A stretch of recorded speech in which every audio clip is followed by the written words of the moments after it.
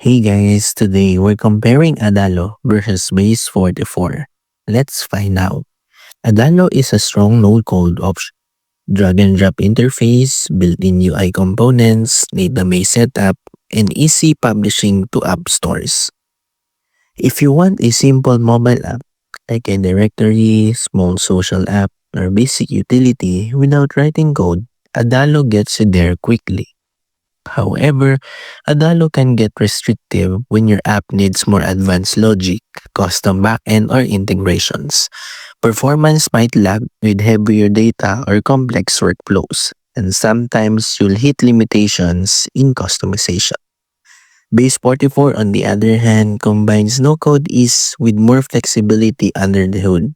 While it may take slightly more setup than Adalo, Base 44 gives you stronger backend control, API integrations, and scalability. For simple apps and for quick deployment, Adalo is great. But if you want a mobile app that can scale, handle complexity, or grow with your audience, Base 44 tends to deliver stronger long-term value. If this helped you choose, don't forget to like and subscribe for more 2025 app builder reviews.